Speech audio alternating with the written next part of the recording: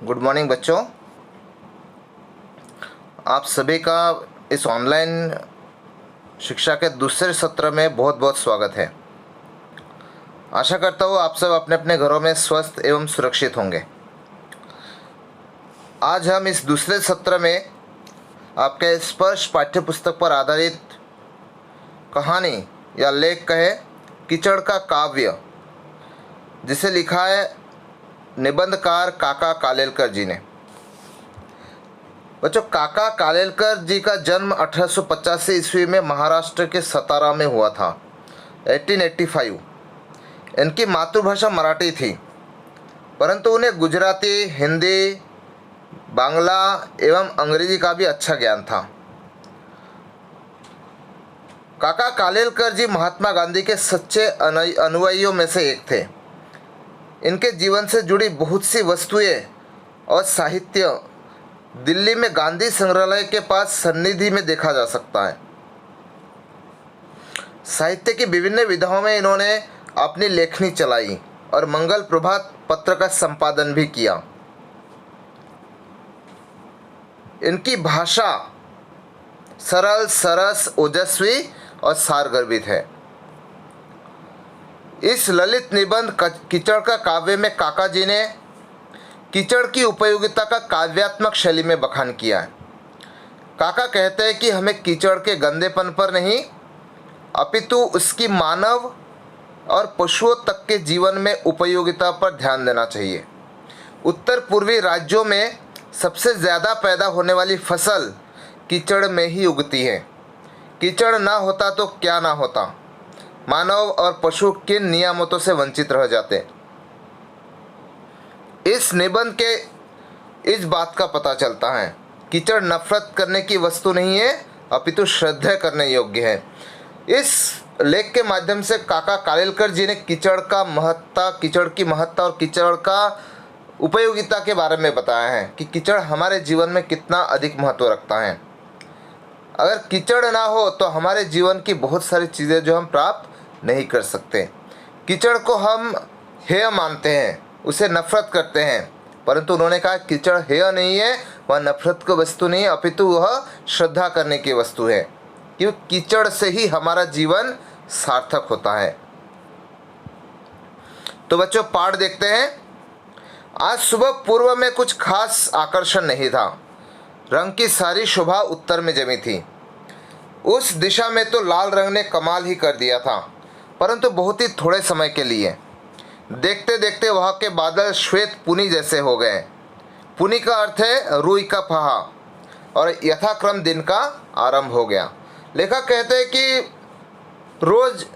रोज की तरह जो है सूर्योदय जो है पूर्व से होता है, और उस दिशा में लाल रंग जो है अपनी शोभा बिखेरता है। परंतु आज जिस सुबह का वर्णन काका जी ने किया है, इस सुबह जो है पूर्व में ज़्यादा रंगी नहीं गई थी, पूर्व दिशा जो है ज़्यादा रंगी नहीं गई थी, अपितु उत्तर दिशा में लाल रंग ने अपना कमाल कर दिया था। सारी लालिमा जो है वह उत्तर दिशा में जमी हुई थी। तो काका जी ने कहा कि जहाँ पूर्व दिशा ही पूरी तरह से रंगी न गई हो, वह उत्तर दिशा आखिर कितने नखरे कर सकती। और इस तरह से दिन का प्रारंभ हो गया। काका जी का यह कहने का तात्पर्य इसलिए है क्योंकि हम सारी चीज़ों का वर्णन करते हैं। आकाश से लेके पाताल, नदी, नाले, सबका वर्णन करते हैं। हम आकाश का वर्णन करते हैं, पृथ्वी का वर्णन करते हैं, जलाशयों का वर्णन करते हैं, पर कीचड़ का वर्णन कभी किसी ने किया है? उन्होंने हमसे सवाल पूछा है कि आखिर कीचड़ के ऊपर किसी ने कुछ लिखा है? ना किसी ने कभी कोई कविता लिखी है, ना ही कोई कहानी लिखी है। इसलिए कीचड़ पर लिखने की इच्छा और मंशा किसी के मन में नहीं है। पर कीचड़ का वर्णन कभी किसी ने किया है? कीचड़ में पैर डालना कोई पसंद नहीं करता। कीचड़ से शरीर गंदा होता है, कपड़े मैले हो जाते हैं। अपने शरीर पर कीचड़ उड़े यह किसी को भी अच्छा नहीं लगता, और इसलिए कीचड़ के लिए किसी की सहानुभूति नहीं होती। कहा कि सब लोग चाहते हैं कि किसी के ऊपर कीचड़ ना उड़े, इसलिए कीचड़ के लिए किसी के मन में सिंपैथी की भावना, सहानुभूति की भावना नहीं होती। हर इंसान जो है कीचड़ से नफरत करता है और कीचड़ से दूर रहने की चेष्टा करता है, क्योंकि उनका मानना है कि कीचड़ से शरीर गंदा होता है। परंतु लेखक आगे कहते हैं कि अगर निष्पक्ष होकर सोचा जाए तो कीचड़ में भी कम सौंदर्य नहीं है, मतलब कीचड़ भी सुंदर हो सकते हैं। जो लोग गांव में रहते हैं वे कीचड़ के बगैर अपनी तुलना कर ही नहीं सकते, धूल के बगैर अपनी तुलना कर ही नहीं सकते, क्योंकि धूल और कीचड़ में ही उनका पूरा जीवन जो है सराबोर होता है। और उन्होंने इस बात पर भी जोर दिया है कि कीचड़ का रंग जो है बहुत ही सुंदर होता है। हर इंसान जो है, जो कलाविज्ञ लोग हैं, जो कला को मानते हैं, आर्टिस्ट लोग हैं, वे कीचड़ के रंग को पसंद करते हैं। कि कलाविज्ञ लोगों को भट्टी में पकाए हुए मिट्टी के बर्तनों के लिए भी यही रंग पसंद है। कहा कि जो कलाविज्ञ लोग हैं, जो आर्ट्स को मानते हैं, कला की परख जानते हैं, उन्हें पता है कि कीचड़ का रंग भी बहुत ही खूबसूरत होता है।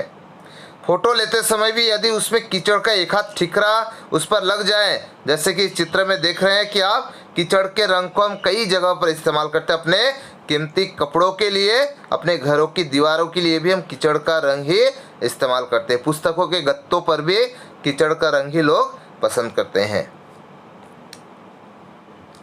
नदी के किनारे जब कीचड़ सूखकर उसके टुकड़े हो जाते हैं तब वे कितने सुंदर होते हैं। बच्चों, आपने देखा होगा नदी के किनारे जो है कीचड़ जब टूटकर उसके टुकड़े हो जाते हैं तो कितने सुंदर दिखते हैं। नदी किनारे मीलों तक जब समतल और एक सा फैला हुआ कीचड़ होता है तब वह दृश्य कुछ कम खूबसूरत नहीं होता।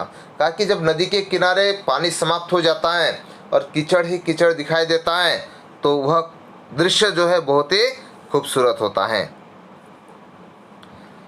और ज़्यादा गर्मी पड़ने पर जब कीचड़ में दरारें पड़ जाती हैं और वे टेढ़े मेढ़े हो जाते हैं तब सुखाए हुए खोपड़े जैसे दिख पड़ते हैं, तब वह दृश्य जो है हमें और खूबसूरत दिखते हैं। इस कीचड़ का पृष्ठभाग सूख जाने पर उस पर बगुले और अन्य छोटे बड़े पक्षी चलते हैं, तब 3 नाखून आगे और अंगूठा पीछे ऐसे उनके पद चिन्ह अंकित हो जाते हैं। पशुओं के पद चिन्ह की शोभा तो निराली है। कहा कि जब इस तरह के कीचड़ सूख जाने के बाद जब पशु पक्षी उस पर चलते हैं, पक्षियों के पैरों के निशान उस कीचड़ पर पड़ते हैं, तब उसकी सुंदरता कुछ और ही होती है, जिसकी तुलना हम किसी और चीज़ों से नहीं कर सकते। कुल मिलाकर इस पाठ के माध्यम से कवि ने कीचड़ की महत्ता बताई है। फिर आगे लेखक कहते हैं कि फिर जब दो मदमस्त पाड़े का अर्थ है भैंसों के बच्चे, अपने सींगों से कीचड़ को रौंदकर आपस में लड़ते हैं तो उनके पैरों और सींगों के निशान से महिष कुल के भारतीय युद्ध का इतिहास उसमें लिखा जान पड़ता है। महिष कुल मतलब भैंसों का कुल। बच्चों, महिष कुल इसलिए कहा गया है कि महिषासुर जो है जिसका वध माँ दुर्गा ने किया था, तो उस महिषासुर का जो वंश है वो महिष है, भैंसों का वंश है। कहा कि भैंसों के वंश का युद्ध का पूरा इतिहास जैसे कि उस कीचड़ में लिखा हो, ऐसा प्रतीत होता है। जब दो मदमस्त पाड़े, दो भैंसों के बच्चे आपस में उस कीचड़ पर लड़ते हैं तब उनके सींगों और पैरों के निशान जो है उस कीचड़ पर अंकित हो जाते हैं। उन्होंने मही नदी का वर्णन किया है। मही नदी गुजरात में है। मही नदी के किनारे आगे जहाँ तक नज़र जाती है वहाँ तक सनातन कीचड़ ही दिखने को मिलेगा। ऐसे कीचड़ में हाथी क्या पूरा पहाड़ ही धंस जाए, ऐसा लेखक का कहना है कि इतना कीचड़ वहाँ दिखाई देता है मही नदी के किनारे, जहाँ पर नदी और सागर का मिलन होता है। तो वहाँ पर जो कीचड़ है उसमें पहाड़ लुप्त हो जाएंगे, गायब हो जाएंगे, ऐसा लेखक का मानना है कि शायद वो पहाड़ भी उस कीचड़ के अंदर समा जाए। आगे लेखक कहते हैं कि हमारा अन्न कीचड़ से ही पैदा होता है। यह बात अगर सब समझ सकते तो कभी कोई कीचड़ का तिरस्कार ना करता। कहा कि हम जो अन्न खाकर बड़े होते हैं, जीवन जीते हैं या जीवित रहते हैं, जिससे हमें ज़िंदगी मिलती है, उस अन्न का जन्म भी कीचड़ से ही होता है। अगर हम इस बात को समझते हैं तो हम कभी भी कीचड़ का तिरस्कार नहीं करेंगे। उन्होंने कवियों के ऊपर व्यंग्य किया है कि पंख शब्द घृणास्पद लगता है। पंख का अर्थ है कीचड़। हम पंख शब्द को, कीचड़ को समझना नहीं चाहते। जबकि पंकज शब्द सुनते ही कवि लोग डोलने और नाचने लगते हैं, गाने लगते हैं। लेकिन पंकज का अर्थ है कमल। जिस पंख में पंकज का निर्माण होता है अर्थात कीचड़ में कमल खिलता है, तो उस कीचड़ का कोई महत्व नहीं होता, अपितु उस कमल को का नाम सुनते ही कवि लोग उसके ऊपर कई कविताएं लिख डालते हैं। मल बहुत मलिन माना जाता है, मल का मतलब कीचड़, परंतु कमल शब्द सुनते ही मन खुश हो जाता है। लेखक ने कवियों के ऊपर व्यंग किया है कि कवि जो है मल शब्द से नफरत करते हैं, परंतु कमल शब्द सुनते ही उनका मन डोलने और गाने लगता है, वे खुश खुश हो जाते हैं। जब कवि को इन सब चीज़ों के बारे में बताया जाए तो वे कहेंगे कि आप वासुदेव की पूजा करते हैं, वासुदेव का अर्थ है कृष्ण, परंतु वसुदेव को तो नहीं पूजते। कहा कि आप कृष्ण की पूजा करते लेकिन उनके पिताजी की पूजा क्यों नहीं करते। हीरे का भारी मूल्य देते हैं, किंतु जिस हीरे का निर्माण कोयले और पत्थर से होता है उसे तो आप नहीं खरीदते। आप मोती को कंठ में बांधकर फिरते हैं, किंतु जिस सीप से उस मोती का निर्माण होता है उस सीप को तो आप महत्व नहीं देते। तो इस तरह से जब लेखक कवियों के बारे में कहते हैं तो कवि जो है इस तरह का तर्क देकर लेखक की बातों को काटने की कोशिश करते हैं। इसलिए लेखक कहते हैं कि इस विषय पर कवियों से तो बातें करना ही बेकार है, अन्यथा वे इस तरह से वासुदेव, हीरा और मोती का उदाहरण देकर उनकी बातों को काटने की कोशिश करेंगे, उनकी बातों का अर्थ उल्टा निकालेंगे। एक बार सार देख लेते हैं बच्चों इस पाठ का पुनः। कीचड़ का काव्य काका कालेलकर द्वारा रचित ललित निबंध है। इसमें लेखक ने कीचड़ का महत्व दर्शाया है। लेखक के अनुसार इसे तुच्छ कहकर उसकी उपेक्षा नहीं की जा सकती, हम उसको निगलेक्ट नहीं कर सकते। हम मानते ज़रूर हैं कि कीचड़ तुच्छ है, उसका कोई महत्व नहीं है, लेकिन कीचड़ का हमारे जीवन में बहुत ज़्यादा महत्व है। कीचड़ के बिना हम एक पग भी नहीं चल सकते, कीचड़ के बिना हमारे जीवन का अस्तित्व के बारे में हम सोच भी नहीं सकते। लेखक प्रातःकाल के दृश्य का वर्णन करते हुए कहते हैं कि उस समय पूर्व दिशा तो कुछ विशेष आकर्षक नहीं थी, पर उत्तर में रंग की सारी शोभा जमी हुई थी। इस दिशा में लाल रंग कमाल कर रहा था, परंतु यह सौंदर्य जो है, यह सुंदरता जो है बहुत ही थोड़े समय के लिए था। देखते देखते वह बादल सफ़ेद हो गया और दिन का क्रम आरंभ हो गया। लेखक बताते हैं कि हम आकाश, पृथ्वी और तालाबों का तो खूब वर्णन करते हैं, पर कीचड़ का वर्णन कोई नहीं करता। ऐसा क्यों, ये सवाल हमसे उन्होंने पूछा है। कीचड़ में पैर डालना कोई पसंद नहीं करता, क्योंकि कीचड़ से शरीर गंदा होता है, कपड़े मैले होते हैं। कीचड़ के लिए किसी के मन में सहानुभूति की भावना नहीं होती। पर यदि हम निष्पक्ष भाव से सोचें, अगर हम न्यूट्रल होकर सोचें, तो हमें पता चलेगा कि कीचड़ में भी काफ़ी सौंदर्य होता है, कि कीचड़ भी कम सुंदर नहीं होता। लेखक इसके कारण बताते हुए कहते हैं कि कीचड़ का रंग बहुत ही सुंदर होता है। हम पुस्तकों की गत्तों पर, घरों की दीवारों पर अथवा कीमती कपड़ों का रंग कीचड़ जैसा ही पसंद करते हैं। कलाभिज्ञों को भट्टी में पका हुए मिट्टी के बर्तनों के लिए यही रंग पसंद है। बच्चों, हम लोग भी मानते हैं कि जो मिट्टी का असली रंग है, कीचड़ का असली रंग है, वह उसी रूप में सुंदर दिखाई देता है, उस पर दूसरा रंग करने की आवश्यकता नहीं पड़ती। फोटो में भी अगर इस रंग की झलक अच्छी लगती है, पर पता नहीं क्या कारण है कि कीचड़ का नाम लेते ही लोगों का मूड खराब हो जाता है। लोग कीचड़ का नाम सुनना नहीं चाहते, पर सारी चीज़ें कीचड़ के रंग के समान चाहते हैं।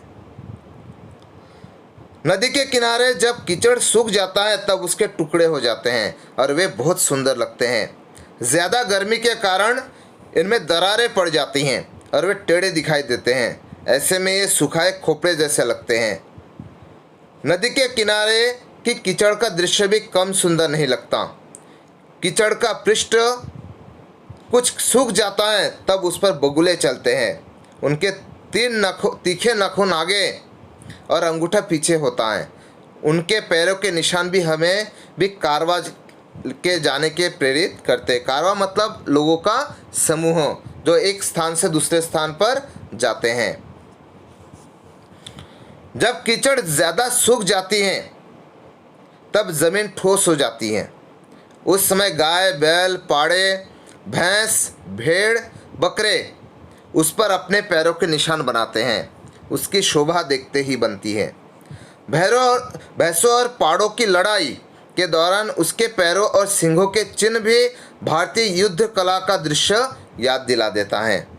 कीचड़ को देखने के लिए गंगा किनारे या सिंधु नदी के किनारे जाना चाहिए। यदि इससे भी मन को संतुष्टि न मिले तो सीधे खंबात जाना चाहिए। वह मही नदी के मुंह के आगे जहाँ तक नज़र जाती है वहाँ तक कीचड़ ही कीचड़ दिखाई देती है। इस कीचड़ में पहाड़ के पहाड़ गायब हो जाते हैं। यदि मनुष्य के ध्यान में यह बात रहती कि वह जो अन्न खाता है वह कीचड़ में ही उत्पन्न होता है तो वह कभी कीचड़ की उपेक्षा न करता, कभी कीचड़ को तुच्छ नहीं समझता। लेखक कहते हैं यह पंकज पंख में ही उत्पन्न होता है। कवियों की चित्त के बारे में भी वे कुछ कहना कठिन है। उनके पास हर बात के लिए तर्क होता है। वे कहते हैं उन्हें पंख तो अच्छा नहीं लगता परंतु पंकज सुनते ही वे खुश हो जाते हैं। वे कहती पंकज अच्छा लगता है तो इसका मतलब यह नहीं कि हमें पंख अच्छा लगे। हम वासुदेव की पूजा करते हैं पर वसुदेव को तो पूजा नहीं करते।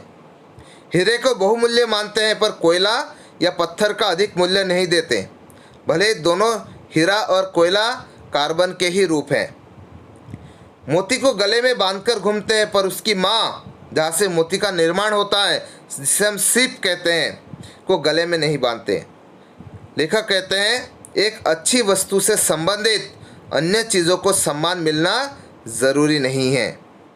अतः लेखक कवियों से इस विषय पर कोई चर्चा न करना ही बेहतर समझते, क्योंकि वे जब भी कीचड़ के बारे में इस तरह की बातें करते हैं तो कवि जो है उन्हें अपना तर्क देते हैं, अपना तर्क देकर उनके बातों को महत्वहीन कर देते हैं। इसलिए लेखक का मानना है कि इस विषय पर कवियों से तो बात करना ही बेकार है। वे नहीं चाहते कि कवियों से बात करके